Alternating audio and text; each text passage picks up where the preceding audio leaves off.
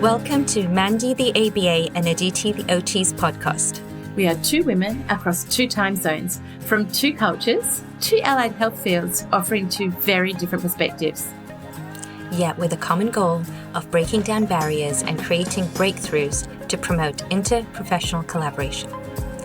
Episode 4, Sensory versus Behavior. Do you see what I see? Early learning. Hello, everybody. OTs, ABAs, OTAs, RBTs, students, therapists, educators, skeptics, yet potential collaborators. Welcome to our fourth episode of sensory and behavior related to early learning. Last week, we covered early beginnings and reviewed a paper on early feeding interventions for addressing failure to thrive. Today, we continue our look into how humans develop from birth and how OTs and behavior analysts use their science to intervene with early challenges. We take a look at the sensory behavioral aspects of early motor development, learning in babies, touch on classical and operant conditioning, provide a greater understanding of tactile defensiveness, habituation, desensitization, all to accelerate early learning and therapeutic outcomes. Oh, that's a lot, lots of terms, which will all be available in our glossary of terms in the resources if you are part of our Facebook group. Thanks, Aditi. And this week, our shout out goes out to Dr. Kimberly Berens, a science educator and the founder of Fit Learning, who has recently launched her first book, Blind Spots, which is an insight into what is wrong in the US education system and how to fix it through the use of behavioural science. In her book, Dr. Berens looks at the technology of teaching that's developed over the last 80 years to address the crisis in the US education system. Dr. Berens, my mentor and supervisor, has dedicated nearly 3 decades of her life to transforming children's lives, from children with severe and challenging behaviour to, more recently, a successful entrepreneur who she's helping with his written skills. Profoundly influenced by Og Lindsley and his goals of bringing accountability to teachers through the use of precise measurement using standard acceleration charts. Future episodes will look at how anyone teaching anything can use charts to change the way you teach, impact your students profoundly, and have a lot of fun in the process. Brilliant! Ditto to all of the above, Mandy. I am truly honoured to have met Dr. Kim and to be part of this amazing organisation at Fit Learning, which was really a catalyst to so many amazing events in my life. Not only has Dr. Kim through Fit Learning transformed my son's academic trajectory, but Dr. Kim has been integral in influencing, data collection and bringing it to me as an OT clinician. She was the one who introduced me to precision teaching and simple charting techniques, which I know can truly benefit the OT community. So hats off to Dr. Kim. Great. So let's get started. Aditi, we're 3 episodes in. This is our 4th podcast. How's everything going for you and how are you feeling? Oh, goodness me. Well, it is a bit of a roller coaster ride, Mandy. We start on a topic for an episode and we sort of have this back and forth banter. And there are definite moments where I just go, Mandy, just go take some data. I need a sensory break, that sort of thing. I've just had it because it's so hard for me sometimes to wrap my head around your more linear view of things versus my more spiral, perspective on things. And I'm also very mindful of trigger words, which is something we both sort of discovered this time. They're phrases that come up in our conversations. And, so like sensory integration is a huge trigger for most ABA therapists. Oh, yeah. Or like classical conditioning or punishment even. And data collection is definitely a big trigger for OTs. And so what I realized is these trigger words often evokes a bit of an uncomfortable space and emotion, possibly because of my previous experiences or associations. I notice it. And when we're talking, I notice that it creates a bit of a glitch in our conversations where momentarily I sort of stop listening. And I really wanted to figure out how we could combat that. Do you think that's true, Mandy, for you? Absolutely, Aditi, yes. And as you say, each of us and everyone listening here has a history around their experience with ABAs and OTs. We make judgments, based on our experience. And there are certain words that evoke an emotional response in us, depending on what we were exposed to when those words were used. But I think we've developed something that is workable. Do you think that's right, Aditi, and how to deal with that emotion as it comes up?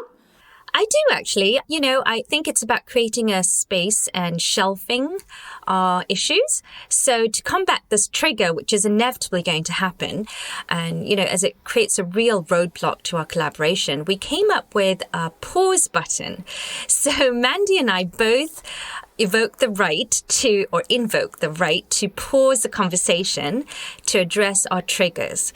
What we really are doing there is creating a mindful space, an acknowledgement to ourselves momentarily, and then letting it go, letting it pass.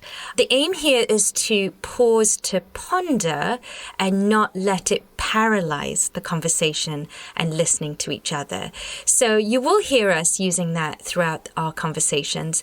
And I encourage you to think about using that pause button when you're collaborating with other disciplines, because it might actually help speed the conversation.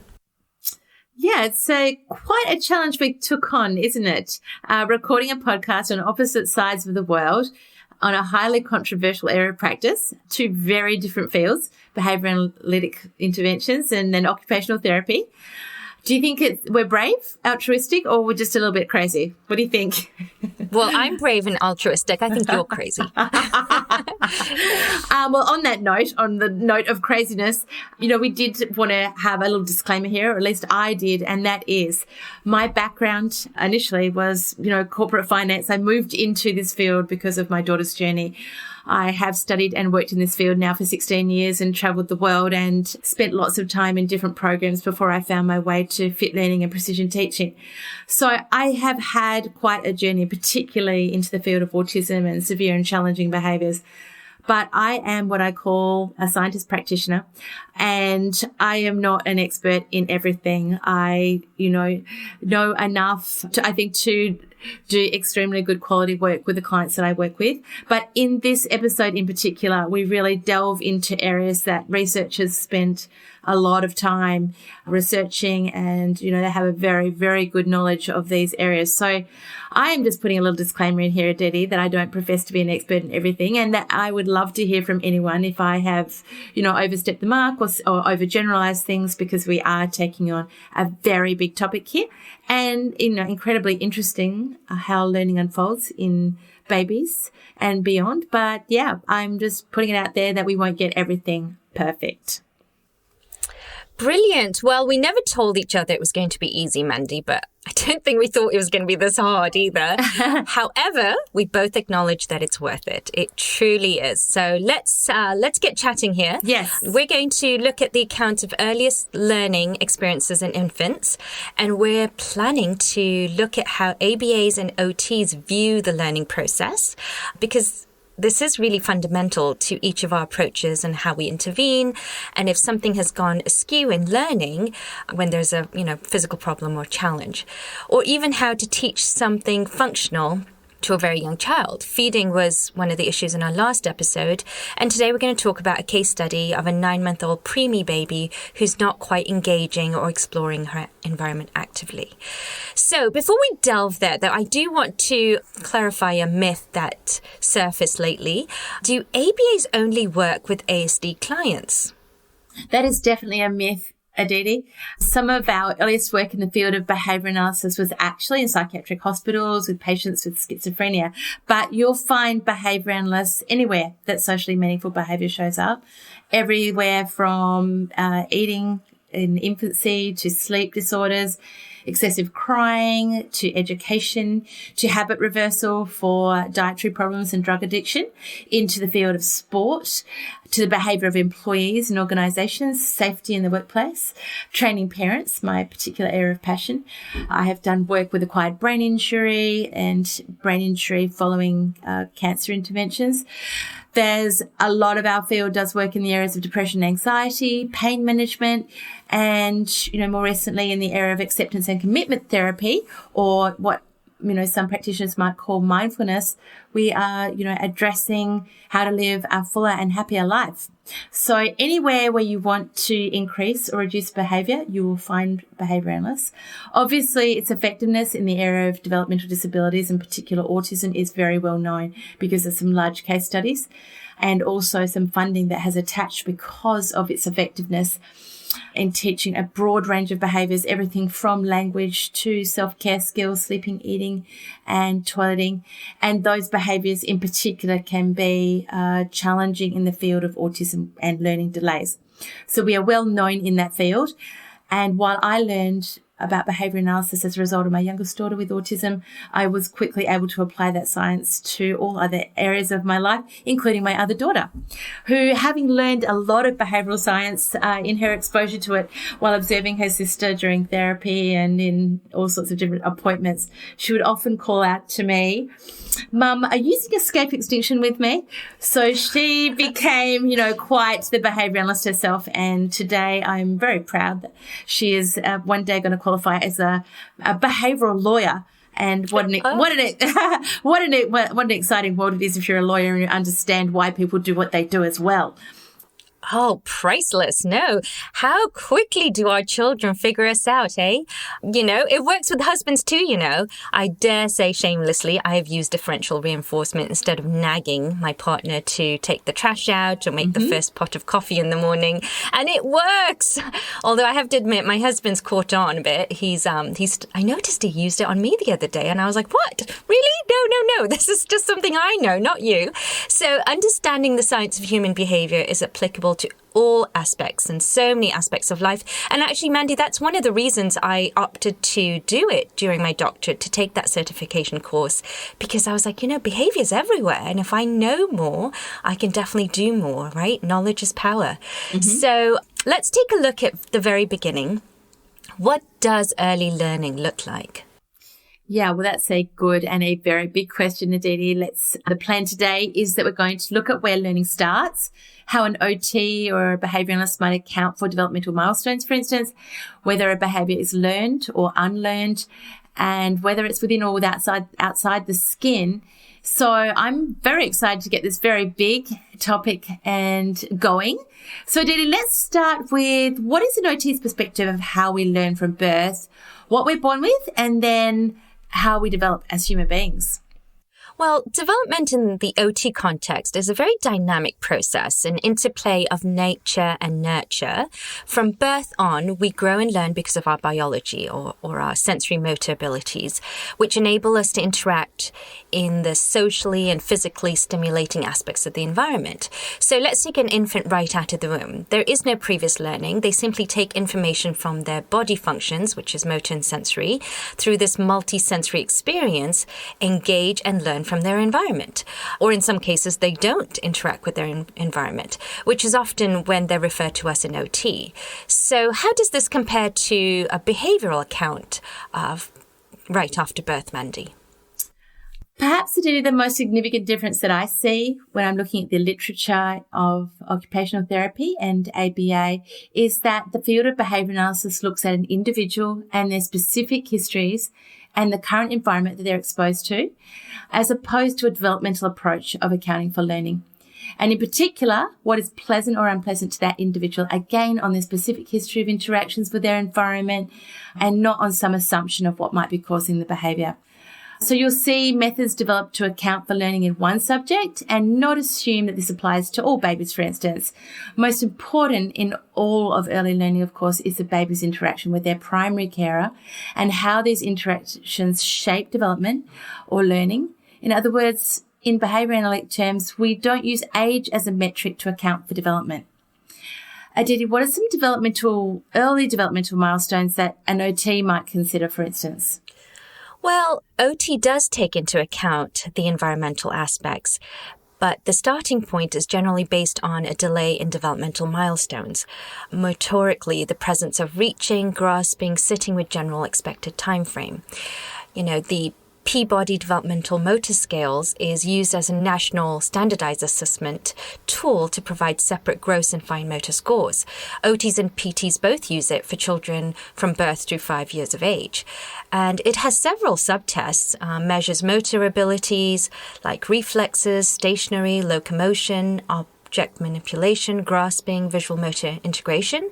And it's really used to estimate a child's motor competence relative to peers. compare fine motor and gross motor composite scores to determine if there is a discrepancy and plan educational and therapeutic intervention, evaluate progress, and is really a research tool. So every 6 months or so, I might redo this assessment to kind of see where that child is at and how much progress they've made. Yeah, what's been found in the behavioural literature is that these developmental milestones can be rapidly accelerated with intervention. And accordingly, we consider that it's not an age that something must occur by, but the opportunity to contact reinforcement or practice of those behaviours with feedback, or what we would call operant learning or operant conditioning. Experimenters working with babies as young as 1 to 4 days were able to teach them to turn their head, for instance, in one direction by providing talking and speaking after that behaviour, the provision of a rattle after the head turn, and increase that rate of head turning, even as early as 1 day old. And then later reverse that by not reinforcing or withdrawing the reinforcer for that behaviour. So I guess behaviour analysts believe that things unfold by exposure to the environment and by consequences delivered to those behaviours. So I can agree with about 3/4 of your statement there, because yes, we too believe that developmental milestones can be accelerated by changes in the environment. And that is precisely the role of early therapeutic intervention and why most of early intervention programs exist. For OTs, the developmental milestones serve as a general guideline, a roadmap, if you will. They aren't necessarily a benchmark, because we know that every child has their own timeline and trajectory, and many typical children don't necessarily follow these milestones to a T, and they do fine. So, for example, often a baby might go from sitting to walking and skip crawling altogether. And it doesn't mean there's a problem, but in certain cases there could be a deficit. So when assessing a client, we tend to have a very holistic view. Again, there's that spiral thinking. So we consider body functions, environmental, social, cultural factors. So again, we agree with some aspects that interactions are a key measure in overall typical development, but we're not trained to take that deep of a look into reinforcement and early learning. So that could certainly be insightful for us. Yeah, I guess this is where the two approaches of our fields, behaviour analysis and OT, start to show some fundamental differences in underpinnings. So I think, Aditi, let's start with what we can both agree on. I think we can both agree that babies, both in utero and after birth, have behaviours in place that have needed little or no prior learning, other than perhaps what happens in utero, because there is learning there too, and lots of research is underway to look at that. But for instance, the rooting reflex, which is elicited when the side of the baby's mouth is touched, or the suck reflex, which occurs when the roof of the baby's mouth is touched. So, however, right from birth, a baby begins to adapt to its environment, and learning starts immediately from a behaviour analyst perspective. So how would an OT differentiate, I guess, unlearned from learned behaviours? Okay, I'm going to give it a go. So we would classify primitive reflexes as unlearned behaviors. So the automatic responses that are essential for survival and are present at birth: sucking, swallowing, breathing, and random movements. These responses are performed automatically via the brainstem and spinal cord without any volition, and they're quite essential for early learning and development. So primarily the reflexes which are present up to various points of the baby's first year would be unlearned responses. The baby performs these reflexive movement responses over and over again, which really assess the brain to develop. And as the brain matures, these reflexes become what we call integrated, or are no longer active or present. And learned behavior sort of takes over from that perspective and can occur alongside these reflexes and would be then influenced by, like you mentioned, pleasurable or painful experiences at birth. So again, it's not as linear for us. We are looking at it from all angles. Gosh, there's a lot in there in what you just said, Aditi. I didn't even have to use the pause button yet. But we could go a lot deeper into this subject, right? But let's just clarify how the science of behaviour differentiates unlearned behaviours from other behaviours. I think we'll have to delve into the behaviour analyst's explanation of learning through both respondent and operant conditioning and look at how an OT accounts for that process. Where do you think we should start? Well, I think we agree on early reflexes, so let's just, start there. We know that reflexes are triggered by sensory information in the environment, and the purpose of a reflex is to provide a baby with an internal alarm system to protect himself or herself from danger. It's sort of Mother Nature's firewall, right? So there are several reflexes that integrate, which basically means disappear, at various stages of development. But let's just look at one. Let's start with the Moro reflex, which is the startle reflex. When a baby is startled by a sudden unexpected loud sound or noise, or even unexpected touch, bright light, or any sort of drastic change, the baby will assume this sort of behavior. Thrust their arms in the air, take a sharp intake of breath, hold it for a bit, and then flex the arms and release the breath, normally with extreme crying. So this is actually a neurological process, an activation of what we call the fight, flight, or fright response, and it actually releases an excessive amount of neurotransmitter, cortisol, and adrenaline, i.e. the stress chemicals. So babies who are often referred to us in OT, when these reflexes become fully integrated, they don't need us. But what happens is sometimes these reflexes don't become integrated. So they should around 6 months of age. And if they don't become integrated, then it impacts the child's play because they're in this perpetual Moro reflex or startle reflex, a constant state of hyperarousal, which, obviously it's like when you are confronted with a lion or something, you're not going to be worrying about learning and development. You're just surviving. And that's where some of these children end up staying and therefore impedes their learning and developmental process. However, we do agree that the environmental experiences then do change and shape the child's behaviors. Okay, good. So while many behaviors that a baby is born with are reflexive, I think we both agree that babies quickly adapt to their environment. This is what a behavior analyst will call conditioning or learning. B.F. Skinner referred to two types of process, so contingencies of survival and then contingencies of reinforcement. This is what you've referred to there as reflexive or unlearned behaviours. But then a behaviour analyst can identify two types of conditioning, respondent conditioning, which I'll go into, or operant conditioning is what we would call it. Oh, just a moment. So I just want to clarify this for the audience. So are reflexes more of a respondent behaviour? Yeah, let's take, for instance, the reflex or unlearned behaviour of rooting. Presumably that reflex evolved as a survival mechanism as babies, needed to have efficient reflexes that would result in them finding food and obtaining nutrition and therefore surviving. That is an unlearned behaviour present to optimise the location of food.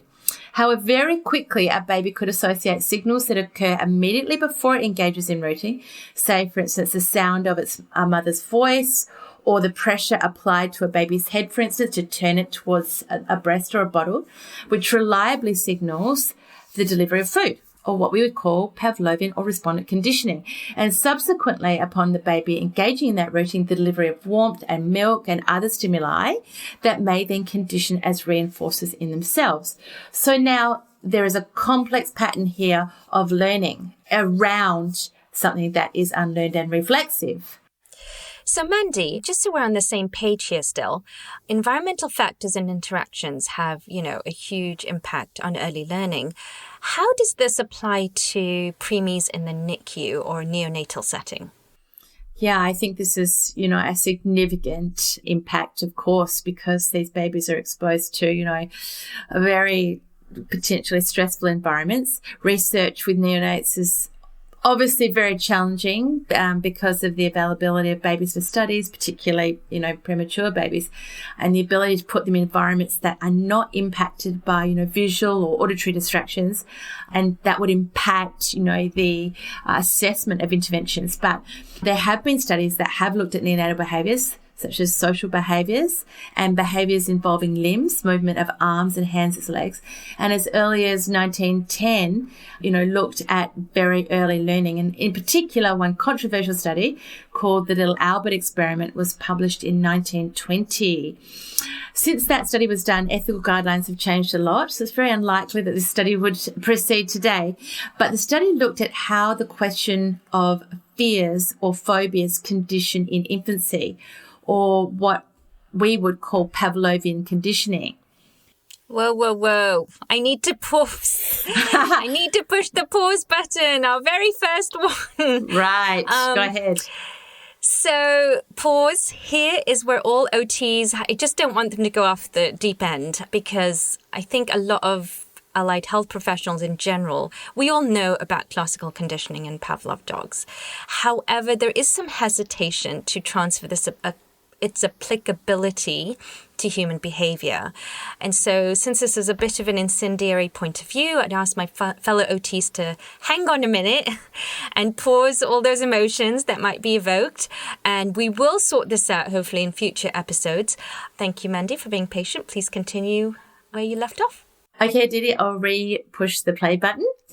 The Little Albert study looked at how fear conditioned in a baby to a white rat when loud noises were made as Albert reached for the rat, when in baseline he'd been very happy in the presence of the rat. The baby cried and attempted to retreat from the rat after the conditioning. And then, when exposed to a white rabbit, a dog, and even a Santa Claus mask, he cried incessantly and showed a generalization to similar objects to the white rat. Classical conditioning could account for many responses that infants develop early on when paired with stimuli such as milk and warmth during feeding. Primary reinforcers such as things like mother's eyes, blankets, nursery rhymes, being sung to, smiles, etc. So this could account for those conditioning up as reinforcers. It seems like a good place to start to account for very early learning, and future episodes on sleep coming up. And while the full effects around that study are not fully known, it was going back to 1920 when that study was published. For example, did little Albert ever recover from those phobias and fears that condition up? Poor little Albert. But plenty of later studies were shown to be able to unpair those stimuli, direct conditioning, associating pleasant experiences, and thereby eliminating those phobias. So there is good news for babies that have developed fears and phobias of how to unpair those stimuli and create pleasant experiences around them. So to get us started, Aditi, let's look at an OT's perspective in neonates. And I'll try and perform some magic by summarizing like 100 years of science in a few short minutes without losing the complexity of this early account of learning. Oh gosh, no small feat indeed. But I do think that's one of the challenges of doing this podcast. We're forever trying to find that balance of too much, too little, or too soon, which offers a nice segue into the sensory system of preemies. The best way for me to explain sensory processing in preemies is to ask you, can you imagine, Mandy, going to sleep and waking up in the middle of a Katy Perry concert? I absolutely can, because I have been to my fair share of Katy Perry concerts, actually, amongst screaming children, my own daughter included. So, yes, I can imagine that. Maybe not the exposure to needles and other things that occur in preemie wards, but I can imagine, the extreme exposure to loud noise and sudden movements.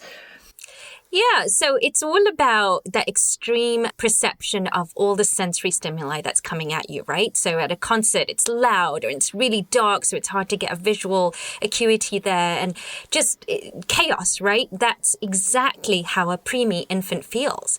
It's all too much too soon. So you and I, as an adult, we can habituate to this type of information. We can sort of get used to it. We have a very mature sensory system, but preemies especially can't do so. And so they're in this perpetual shock and high alert biologically. So in the NICU or neonatal unit, OTs work a lot of time incorporating a model of, it's called the neuroprotective care model, where all we do is we help babies regulate and manage this sort of sensory information, modulating it so they can function and grow and learn in their environment. Okay. Hold on. I'm about to invoke my first pause button here, Aditi, because this is where my behavior analytic friends might have one of those moments and might say, how do you assess that? How do you know that's occurring? How do you know that's what's causing it? In other words, how do you look here at the difference between what is a learned behavior and an unlearned behavior? Oh gosh, you do like to ask me hard questions. So in our perspective, it is very convoluted, intertwined sort of conglomerate of experiences, right? And it's not as linearly as you've stated. I think that's my favorite word for ABAs is linear because I use it a lot. So for me to fit things into these two categories of unlearned versus learned, and I know I'm going to oversimplifying this, but our view might be learned behavior occurs through experiential learning, while unlearned is more of a combination of biology and sensory experiences that occurs very early on. So, I mean, like fresh out of the oven, right? Very early on, when the baby first comes out, well before they've had any opportunity to have any experiences that are learned or reinforced. The very, very first sensations is what I'm talking about. Movements, reflexive patterns, baby moving her arms randomly, opening and closing her hands. These are all unlearned and somewhat reflexive. And so our assessment starts with comparing a typical response for a baby to an atypical response related to sensory information. So for example, a baby who is a few hours old or even a day old and has not really had a lot of opportunities to learn from the experiences as yet, these typical infants would find touch soothing and want to be held. That sort of Johnson & Johnson moment is what I think about. Touch should not lead to increased inconsolable crying, recoiling behaviors. And also in the neonatal unit, we see quantitative results of this type of input. So when a baby is touched and they are somewhat defensive to it, we see an increase in heart rate, respiration. So this is not a typical response. And as time goes on there, experiential learning does occur. So that's where it becomes really convoluted and you can't figure out, which one started first.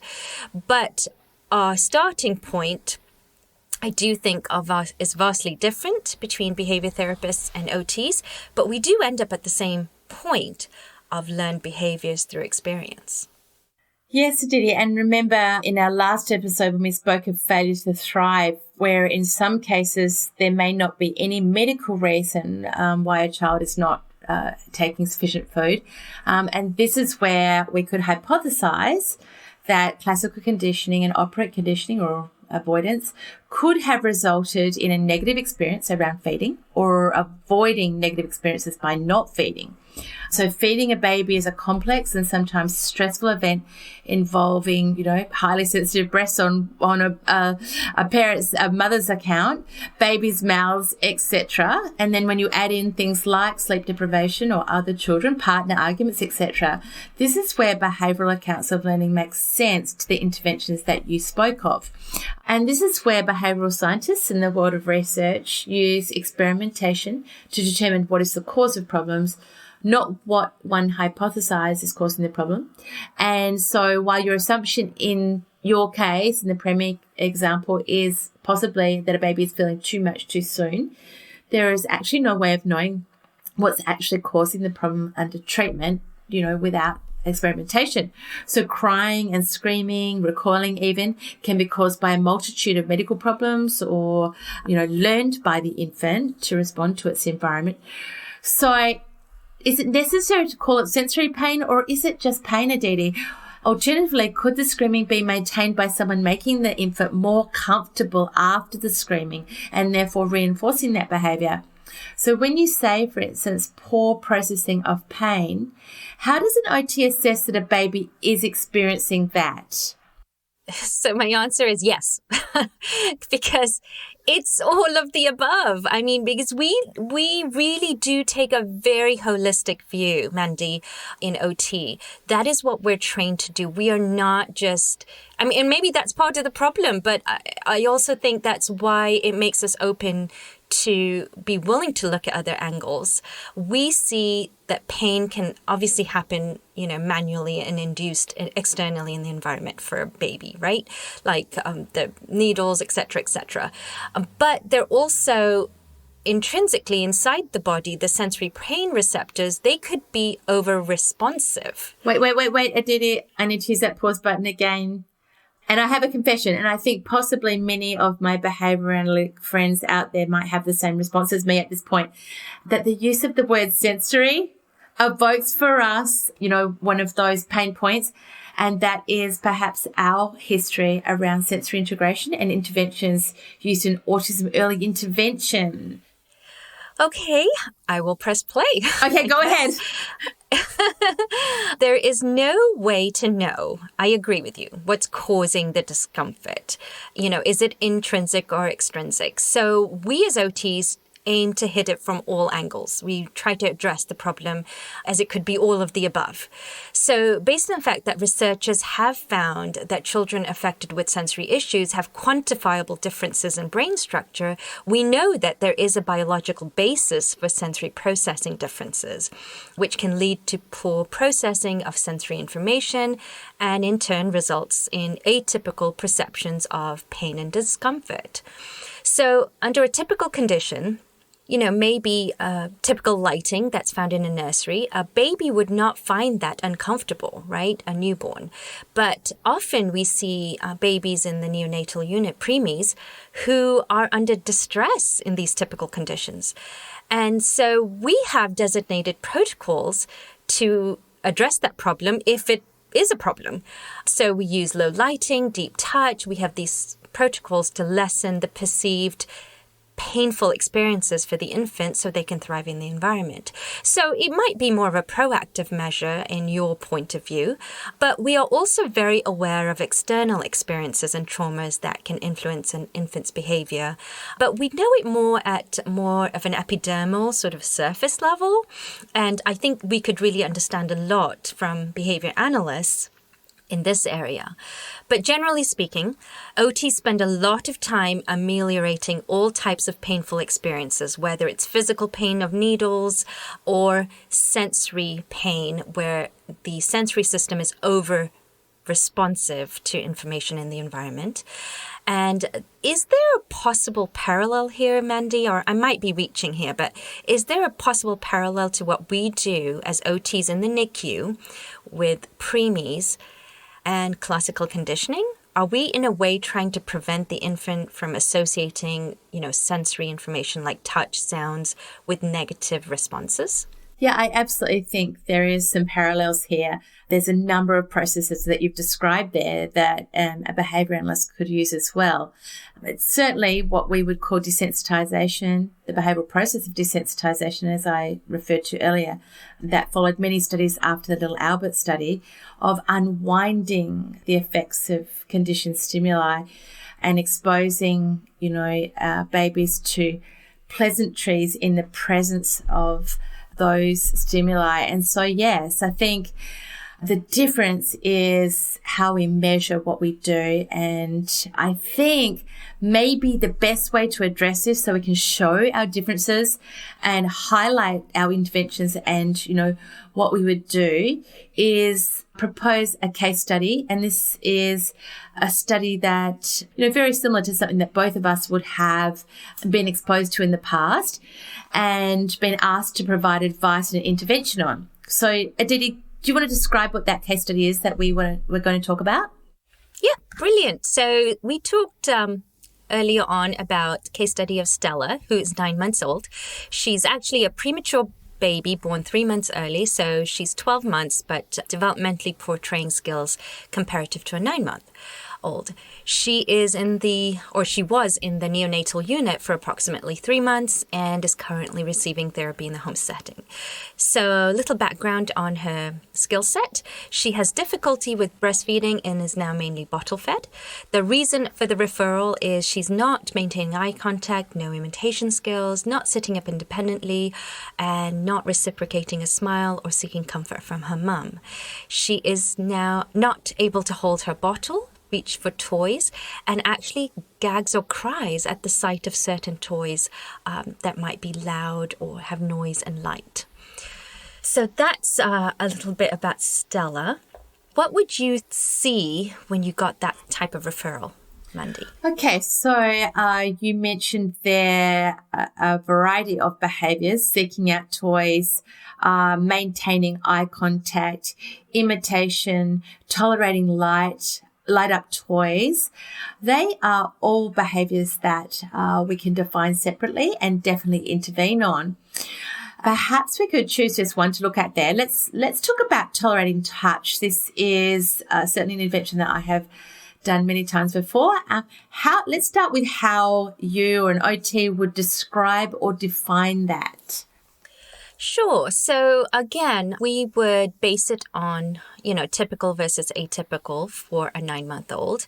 And touch from mom should not feel painful or feel uncomfortable in any way. So I would probably base it on report from mom and observation.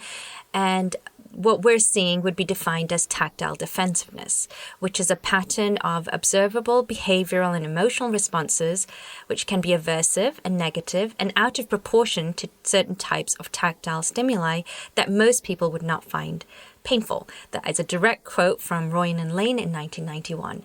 So that's really the definition of tactile defensiveness. Again, it's comparing typical versus atypical. So for Stella, as an OT, if we're just looking at touch, my long-term goal might be that Stella will demonstrate decreased tactile defensiveness by tolerating being cuddled and held by a family so she can participate in bottle feeding, for example, by her parent.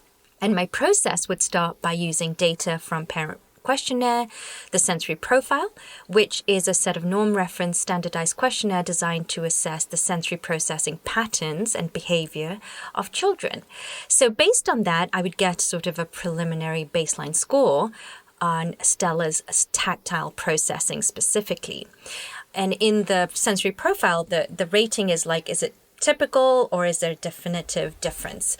And if I find a definitive difference, then I would obviously observe and then plan an intervention accordingly. So questions I might ask mum are, how long does she cry, or how often does this happen? But we don't typically take data per se on that. These might just be qualitative questions we ask. Okay, and this is where we start to show up, a very different approach between occupational therapy and behaviour analysis. Firstly, in relation to the definitions of behaviours, rather than using a standardised definition, we would make a very specific or define the behaviour that we were observing very specifically so that everybody observing Stella would be able to, observe the behaviour and say whether it was occurring or not. And secondly, then, how to measure it. So stay tuned, though, for episodes in the future, because we're going to look at bridging the gap between what an OT takes as data, so some of those norm reference data or questionnaires, for instance, as well, and what a behaviour analyst calls data. We're definitely going to come back to that because this is a big divide in our field and a cause, I think, for a breakdown in communication between us. But for now, let's define the behaviour that we want to teach Stella and set a goal for when we know that Stella has achieved that. Let's define it as Stella's mother being able to place both hands on Stella with the absence of screaming or recoiling from touch. And if we were going to go ahead and intervene on that to teach that behaviour or have that behaviour put in place, first of all, we would take baseline data to assess how frequently Stella was crying in the presence of that behaviour, both hands being put on Stella. We could use lots of different measures for that. We could use frequency, or we could use latency. In other words, how long is it between when hands are placed on Stella and the time for Stella to cry? Or we could take duration data of how long Stella cries in the presence of hands being put on her. And then we could measure, how long it is that Stella's actually tolerating touch, so we can decide what we're going to shape. And we would define a target behavior that we are wanting to achieve. For instance, if Stella is not even allowing touch for any period of time, 0 seconds without crying, we're going to have to shape and reinforce brief intervals of time to strengthen that behavior and improve behavior over time. And until such time as she accepts being held by her mother, for instance, during, say, a full feeding session in the absence of crying. So, we would very clearly define what we're teaching. We would develop an intervention to have her accept touch during a certain interval, and then provide reinforcement for Stella accepting that touch. For instance, the provision of her bottle or hugs, singing, things that we know that Stella finds pleasant, to increase the amount of time that Stella tolerates touch. And in the event that she cries, we'd ensure that we are not reinforcing that crying, for instance. This is where our two interventions might differ, Aditi, and certainly our measures would differ. So how might you start that intervention? Well, I think the goal of intervention in OT would be habituation, right? Which is repeatedly exposing to stimuli so that it creates a sense of familiarity. And the more familiar the baby becomes with the stimuli of touch, and the more they start to like it, and then the more previous hostile and noxious emotions associated with that fade away. But also from a sensory perspective, we hypothesize that by doing that, we are creating sensory pathways that are tolerable to the system, and perhaps we're not there, but that's essentially what the goal would be. And so now I do want to say that, I'm just one OT with one experience. Sure. So OTs we don't have a standardized process for this. So I may do it a certain way and somebody else might do it a different way. My sense would be, I would tell mom, let's first of all swaddle Stella so that she gets some deep pressure, see if that makes a difference. And then I would ask her, why don't you just start by doing deep touch massage to Stella's leg, one leg, have one leg exposed and do that. That would probably be where I would start. Good. And how would you prescribe for mum how much or what the duration of this intervention should be? So I wouldn't. Okay. I mean, I'm just being honest. I don't think I've ever thought about it that way. I would probably just say, I might tell her, try this for, 10 minutes, but I certainly haven't put my brain in that time frame of going, okay, we're going to start with this amount of time. So this may be something that we could do better in OT. I know a lot of my OT colleagues and I have discussed this previously, that if we were to streamline how we address sensory issues, and I think the problem there's several issues, but sensory is not a one size fits all, so it's hard to do that. But if I have a documentation of what I've tried, and like you mentioned, duration, latency, all that, then if I have another baby like Stella that I encounter, that might be a nice benchmark for me. But I like what you said about taking data on Stella's condition, specifically just Stella, right? For her, this one case, what is your starting point? And then I think that would help me figure out how to change things and also replicate things, I think. So to answer your question, we don't do that. And I think that's one of the gaps in our intervention. Yeah, and I guess maybe just coming back to cause, you're describing us as linear. I'm very aware that we don't want to come across as being that. But at the end of the day, we really care about whether, just as you do, whether what we're prescribing is working or potentially is it making it worse? And I guess I speak both from, a parent account and a therapist account in that I've been on, I act in both cases, is that I think we can empower parents if we make it very specific what we're asking them to do and teach them to take data to see if what we're prescribing is worsening or making it worse, because many times it could be worse, but you don't know because you don't have the data.